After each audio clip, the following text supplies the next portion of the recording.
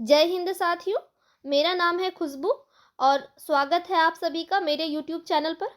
दोस्तों, आज मैं सामान्य ज्ञान के 100 महत्वपूर्ण प्रश्न उत्तर लेकर आई हूँ।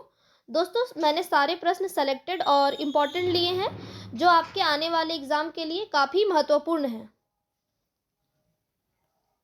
पहला प्रश्न है, खट्टे फलों में कौन सा एसिड होता है? खट्टे फलों में दोस्तों कौन सा एसिड होता है?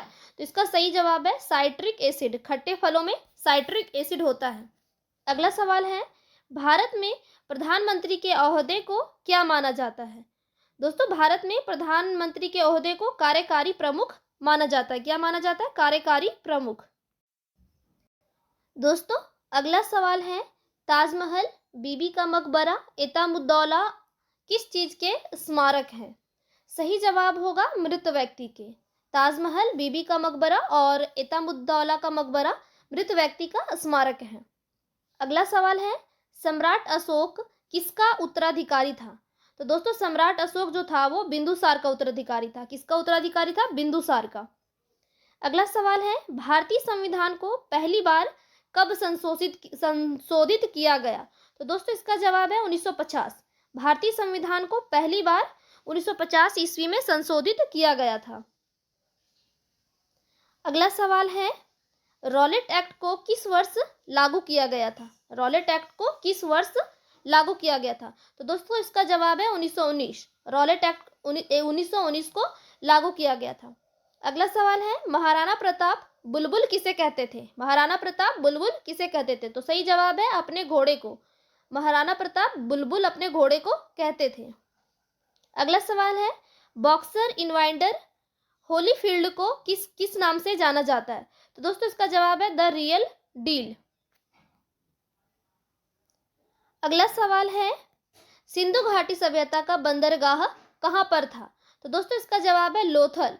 सिंधु घाटी सभ्यता का बंदरगाह था लोथल में। अगला सवाल है, जैन धर्म में महावीर को क्या माना जाता है? सही जवाब है वास्तविक संस्थापक। जैन धर्म में महावीर को वास्तविक संस्थापक माना जाता है। अगला सवाल है, मगध के उत्थान के लिए निम्न में से कौन सा शासक उत्तरदायी है? सही जवाब है बिंबिसार। मगध के उत्थान के लिए बिंबिसार उत्तरदायी है। अगला सवाल है, भारत में प्रोफेशनल 2020 क्रिकेट लीग को क्या कहते हैं? तो दोस्तों, इसका सही जवाब है IPL। भारत में प्रोफेशनल 2020 क्रिकेट लीग को IPL कहते हैं। अगला सवाल है, भारत के राष्ट्रपति कौन है? तो दोस्तों, इसका सही जवाब हो जाएगा द्रौपदी मुर्मू। क्या हो जाएगा? द्रौपदी मुर्मू। भारत की वर्तमान राष्ट्रपति हैं द्रौपदी मुर्मू। अगला सवाल है, सचिन तेंदुलकर को हाल ही में किस खिताब से नवाजा गया था? सही जवाब है पद्म विभूषण। अगला सवाल है, इसरो के हेडक्वार्टर्स कहाँ हैं? सही जवाब है दोस्तों बेंगलोर। इसरो के हेडक्वार्टर्स हैं बेंगलोर। अगला सवाल है, संसद में कौन से दो हाउसेस हैं? सही जवाब है लोकसभा और राज्यसभा। दोस्तों, अगला सवाल है, भारत का सबसे छोटा राज्य कौन सा है? सही जवाब है गोवा। भारत का सबसे छोटा राज्य है गोवा। दोस्तों, अगला सवाल है, रामायण के लेखक कौन थे? सही जवाब है वाल्मीकि। रामायण के लेखक थे वाल्मीकि। अगला सवाल है, भारत में ब्लू सिटी के नाम से किस शहर को जाना जाता है? सही जवाब है जोधपुर। भारत में ब्लू सिटी के नाम से जोधपुर को जाना जाता है।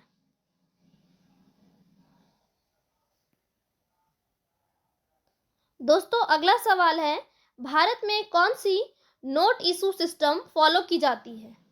सही जवाब है मिनिमम रिजर्व सिस्टम। अगला सवाल है, भारतीय संविधान में कितनी भाषाएं हैं? तो दोस्तों 22। भारतीय संविधान में कितनी भाषाएं हैं? तो भारतीय संविधान में कुल 22 भाषाएं हैं। अगला सवाल है, भारत के किस राज्य की आबादी सबसे ज्यादा है?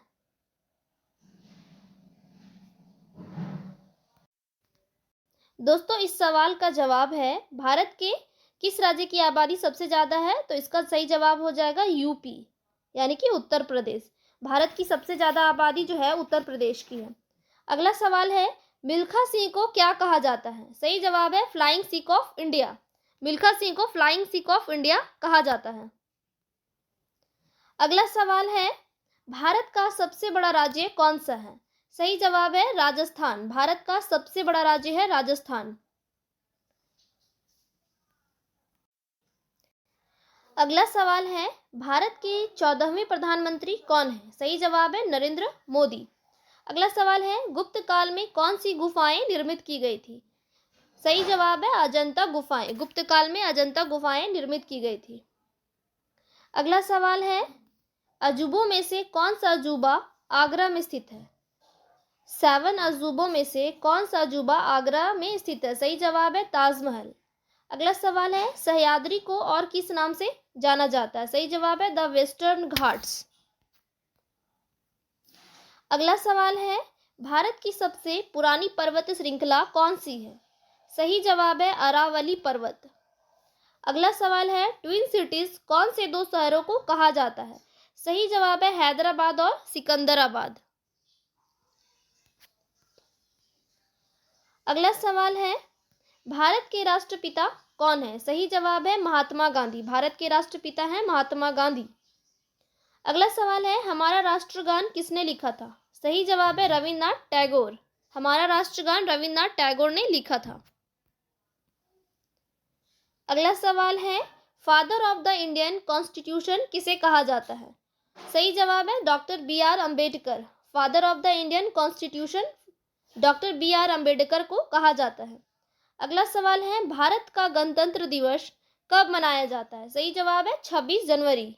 भारत का गणतंत्र दिवस प्रत्येक वर्ष 26 जनवरी को मनाया जाता है। अगला सवाल है, आंध्र प्रदेश का लोक नृत्य क्या है? सही जवाब है कुचिपुड़ी। आंध्र प्रदेश का लोक नृत्य है कुचिपुड़ी। अगला सवाल है, भारत के गृह मंत्री कौन है? सही जवाब है अमित शाह। भारत के वर्तमान गृह मंत्री हैं अमित शाह। अगला सवाल है, भारत के वित्त मंत्री कौन है? सही जवाब है निर्मला सीतारमण। भारत के वित्त मंत्री हैं निर्मला सीतारमण। अगला क्वेश्चन है, भारत के आरबीआई गवर्नर कौन है? वर्तमान में आरबीआई के गवर्नर कौन है? तो दोस्तों इसका सही जवाब है शक्तिकांत दास। अगला सवाल है, किस भारतीय ने प्रबुद्ध भारत पत्रिका शुरू की? सही जवाब है स्वामी विवेकानंद। स्वामी विवेकानंद ने प्रबुद्ध भारत पत्रिका शुरू की। अगला सवाल है, भारत के शिक्षा मंत्री कौन है? सही जवाब है धर्मेंद्र प्रधान। भारत के वर्तमान शिक्षा मंत्री हैं धर्मेंद्र प्रधान। अगला सवाल है, भारत के रक्षा मंत्री कौन है? सही जवाब है श्री राजनाथ सिंह। भारत के रक्षा मंत्री हैं राजनाथ सिंह। अगला सवाल है, महाराष्ट्र के मुख्यमंत्री कौन है? सही जवाब है एकनाथ शिंदे। महाराष्ट्र के मुख्यमंत्री हैं एकनाथ शिंदे। अगला सवाल है, तमिलनाडु के शासक कौन है? सही जवाब है एम.के. स्टालिन।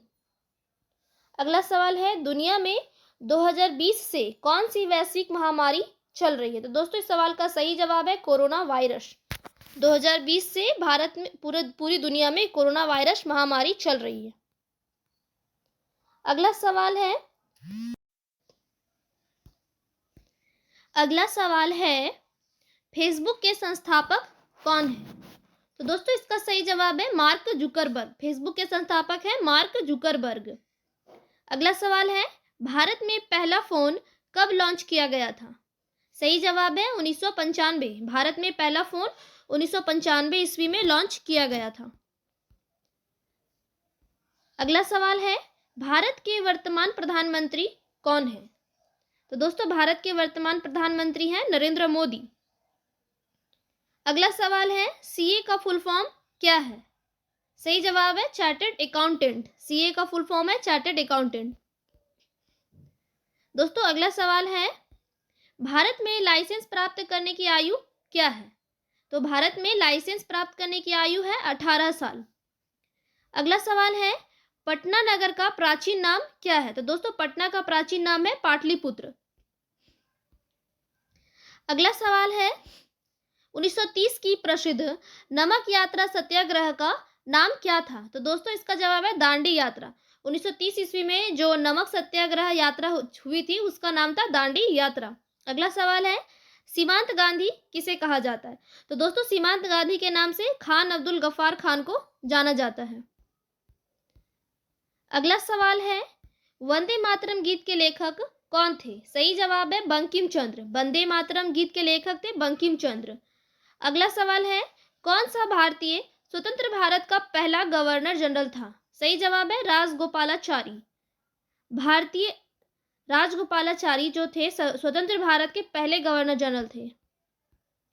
अगला सवाल है, सर्वप्रथम किसने कहा कि स्वतंत्रता मेरा जन्मसिद्ध अधिकार है?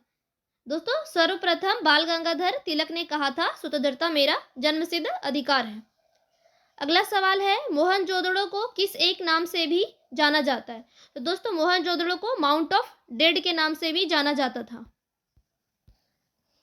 अगला सवाल है, शाहनामा किसकी कृति है? शाहनामा फिरदौस की कृति है। किसकी कृति है शाहनामा? फिरदौस की। अगला सवाल है, फतेहपुर सीकरी की स्थापना का श्रेय किसे जाता है?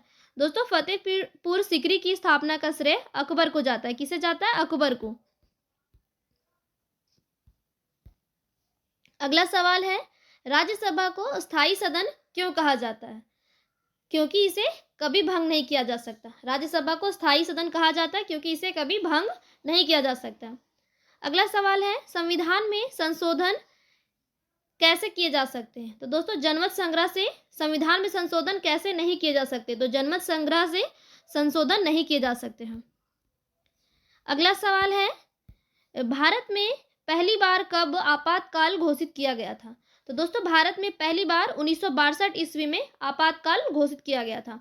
अगला सवाल है, भारत के संविधान को कब अंगीकृत किया गया था? तो भारत के संविधान को 26 नवंबर 1949 ईस्वी को अंगीकृत किया गया था। अगला सवाल है, हमने विश्व के किस राष्ट्र के संविधान से अपने मूल अधिकारों की संकल्पना ग्रहण की है? तो दोस्तों इसका जवाब है यूएसए। भारतीय संविधान में मूल अधिकारों की संकल्पना यूएसए से ली गई है। अगला सवाल है, यदि राष्ट्रपति का पद खाली है तो उसे कितनी अवधि के अंदर भरना आवश्यक है? सही जवाब है 6 महीने। यदि राष्ट्रपति का पद खाली है तो उसे 6 महीने के अंदर भरना आवश्यक है। अगला सवाल है, भारतीय संविधान का कौन सा अनुच्छेद जम्मू कश्मीर को विशेष दर्जा देता है? सही जवाब है 370। भारतीय संविधान का अनुच्छेद 370 जम्मू कश्मीर को विशेष राज्य का दर्जा देता है। अगला सवाल है, राज्यसभा के सदस्य का कार्यकाल कितना होता है? सही जवाब है 6 वर्ष। राज्यसभा के सदस्य का कार्यकाल होता है 6 वर्ष का। अगला सवाल है, भारत की प्रथम रेलगाड़ी द्वारा कितनी दूरी तय की गई थी? सही जवाब है 34 किलोमीटर। भारत की प्रथम रेलगाड़ी द्वारा 34 किलोमीटर की दूरी तय की गई थी। अगला सवाल है, फोर्थ स्टेट पद किसे संदर्भित करता है? सही जवाब है प्रेस। फोर्थ स्टेट मतलब चौथा स्तंभ किसे कहा जाता है? तो प्रेस को कहा जाता है। अगला सवाल है, भारत के प्रथम उपराष्ट्रपति कौन थे? दोस्तों सही जवाब है डॉक्टर सर्वपल्ली राधाकृष्णन। भारत के प्रथम उपराष्ट्रपति थे डॉक्टर सर्वपल्ली राधाकृष्णन। अगला सवाल है, रिक्टर पैमाने पर किसको मापा जाता है? तो दोस्तों रिक्टर पैमाने पर भूकंप की तीव्रता या प्रबलता को मापा जाता है। अगला सवाल है, भारत के उत्तरी मैदानों की मृदा सामान्यतः कैसे बनी है? तो दोस्तों तलोचन के द्वारा। कैसे बनी है भारत के उत्तरी मैदानों की मृदा? तलोचन के द्वारा बनी है। अगला सवाल है, भारत में सफेद क्रांति का जनक किसे कहा जाता है? सही जवाब है डॉक्टर वी कुरियन। भारत में सफेद क्रांति का जनक डॉक्टर वी कुरियन को कहा जाता है। अगला सवाल है, रणथंभौर चीता शरण स्थल कहाँ पर है? क्वेश्चन है रणथंभौर चीता कहाँ पाया जाता है? तो दोस्तों जवाब है राजस्थान। अगला सवाल है, भारत के किस राज्य में सर्वाधिक जनसंख्या घनत्व है? सही जवाब है बिहार। भारत के बिहार में जनसंख्या का घनत्व सर्वाधिक है। अगला सवाल है, ब्रह्मपुत्र नदी का उद्गम कहाँ से हुआ है? तो दोस्तों ब्रह्मपुत्र नदी का उद्गम तिब्बत में कैलाश पर्वत पूर्वी ढाल से हुआ है। अगला सवाल है, भारत में कौन सा राज्य सबसे अधिक राज्यों की सीमाओं को स्पर्श करता है? सही जवाब है उत्तर प्रदेश। अगला सवाल है, भारत में सबसे लंबा रेलवे जोन कौन सा है? सही जवाब है उत्तरी रेलवे। भारत में सबसे लंबा रेलवे जोन है उत्तरी रेलवे। अगला सवाल है, भारत की सबसे ऊंची पर्वत चोटी कौन सी है? तो सबसे ऊंची पर्वत चोटी है K2। अगला सवाल है, भारत के किस राज्य में रेलवे लाइन नहीं है? सही जवाब है मेघालय। भारत के मेघालय में रेलवे लाइन नहीं है। अगला सवाल है, भारतीय रुपए का प्रतीक चिन्ह क्या है? तो दोस्तों भारतीय रुपए का प्रतीक चिन्ह है रुपए। अगला सवाल है, ग्रेसम नियम से अभिप्राय है? दोस्तों इसका आंसर है ग्रेसम नियम से अभिप्राय है निकृष्ट मुद्रा श्रेष्ठ मुद्रा को संचलन से हटा देती है। अगला सवाल है, कौन सा कर संघ द्वारा लगाया जाता है और राज्यों द्वारा उगाहा तथा विनियोजित किया जा सकता है? तो दोस्तों इसका सही जवाब है स्टाम्प शुल्क। स्टाम्प शुल्क एक ऐसा कर है जो संघ द्वारा लगाया जाता है, राज्यों द्वारा उगाहा तथा विनियोजित किया जाता है। अगला सवाल है, वर्ष 2010 की फोर्ब्स 2000 सूची में भारत कुल कितनी कंपनियां शामिल है? दोस्तों इसका आंसर है 56। अगला सवाल है, तेजड़िया और मंदड़िया वाणिज्य के किस पहलू से संबंधित है? सही जवाब है स्टॉक मार्केट। अगला सवाल है, कौन सा कर ऐसा है जिससे कीमत में वृद्धि नहीं होती? सही जवाब है आयकर। आयकर एक ऐसा कर है जिससे कीमत में वृद्धि नहीं होती। अगला सवाल है, भारत में आर्थिक उदारीकरण कब आरंभ हुआ था? सही जवाब है औद्योगिक लाइसेंस नीति में वास्तविक बदलाव के साथ। अगला सवाल है, निफ्टी निम्नलिखित में से किससे संबंधित है? सही जवाब है NSE सूचकांक से। अगला सवाल है, विश्व स्वर्ण परिषद की रिपोर्ट के अनुसार कौन सा देश स्वर्ण का सबसे बड़ा आयातक है? सही जवाब है भारत। विश्व स्वर्ण परिषद की रिपोर्ट के अनुसार भारत देश का स्वर्ण का सबसे बड़ा आयातक है। अगला सवाल है, हार्ड करेंसी का क्या अर्थ है? सही जवाब है वह मुद्रा जिसकी आपूर्ति मांग की अपेक्षा कम हो। अगला सवाल है, संयुक्त राष्ट्र शासकीय रूप से 1945 में से किस तिथि को अस्तित्व में आया? सही जवाब है 24 अक्टूबर। अगला सवाल है, संयुक्त राष्ट्र संघ के प्रथम महासचिव कौन थे? सही जवाब है त्रिगवेली। संयुक्त राष्ट्र संघ के प्रथम महासचिव थे त्रिगवेली। अगला सवाल है, कौन सा देश संयुक्त राष्ट्र का 193वां राष्ट्र है? सही जवाब है दक्षिणी सूडान। अगला सवाल है, संयुक्त राष्ट्र संघ के वर्तमान महासचिव कौन है? तो दोस्तों सही जवाब है एंटोनियो गुटेरस। संयुक्त राष्ट्र संघ के वर्तमान महासचिव हैं एंटोनियो गुटेरस। दोस्तों वीडियो अगर पसंद आई हो तो लाइक करें और मेरे चैनल पर हैं तो प्लीज़ सब्सक्राइब कर दीजिएगा। धन्यवाद।